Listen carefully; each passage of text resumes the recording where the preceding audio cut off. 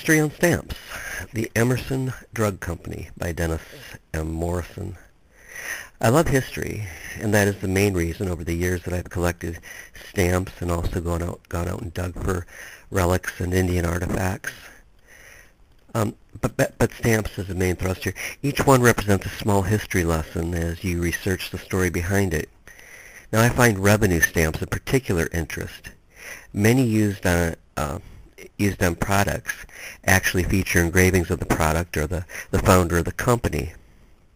I recently purchased a very nice revenue stamp for just a few dollars, which is a most interesting and find, and it features an iconic product from the Emerson Drug Company of Baltimore, Maryland. This piece is late Victorian era and was of a series of 1898 issues. For over 30 years, I have dug for relics and antique bottles and have found hundreds of cobalt blue Bromo Seltzer bottles, which is manufactured by the Emerson Company and has been since 1888. For the collector, the bottles come in a variety of styles and sizes, and always from the beginning, they were in the lovely shade of dark blue. And the more popular are the early stopper top bottles. Now, I have dug bottles that were in lighter shades of blue, but these were errors more or less. This little square of paper, very artistic in design, was issued by the government to denote the collection of revenue on the products sold. Bromo Seltzer is a mixture of acetaminophen, sodium bicarbonate, and citric acid. It is a very effective antacid and pain reliever. The product was invented by Isaac E. Emerson, who owned a drug company in Baltimore, Maryland. And the product is sold in the form of effervescent granules, which are mixed with water and then ingested as they are fizzing and bubbling away.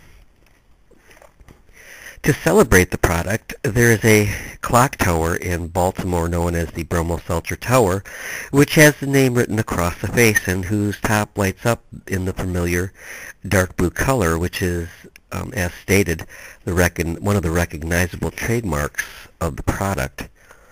The tower is patterned after the, let me struggle with this one, Palazzo Vecchio in Florence, Italy, and is on the National Register of Historic Places. Now, originally the tower had, are you ready for this, a 51-foot Bromo Seltzer bottle glowing blue and rotating, weighing in at an incredible 20 tons, and was lined with 314 incandescent light bulbs and topped with a crown. Due to structural concerns, the bottle was removed sometime in 1936.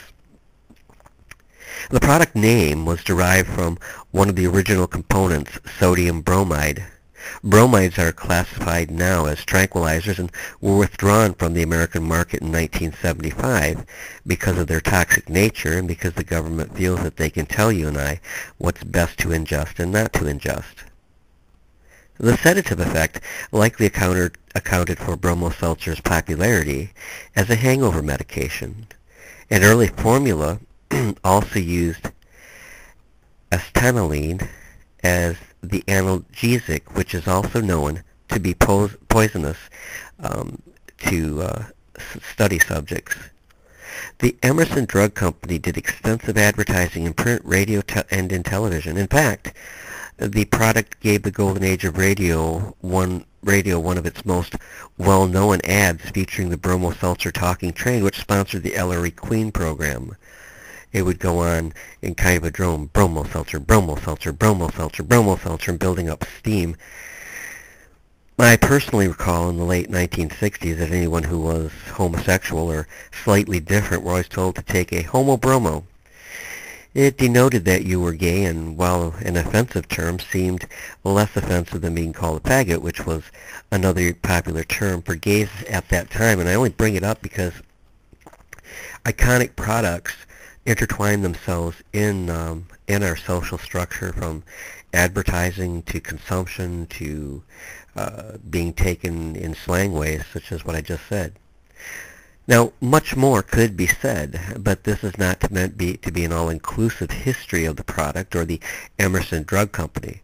As I said in the beginning, a little stamp, be it postage, revenue, or whatever, is always a miniature history lesson. Now, if you would like to hear the any of the radio ads or television ads, they are readily available here on eBay, on YouTube, which is, by the way, where I found this particular revenue stamp. So I'll leave you chanting the same refrain that so many radio audiences who were listening to the Ellery Queen program in the 1940s heard as their sponsor. Bromo Seltzer, Bromo Seltzer, Bromo Seltzer, Bromo Seltzer, Bromo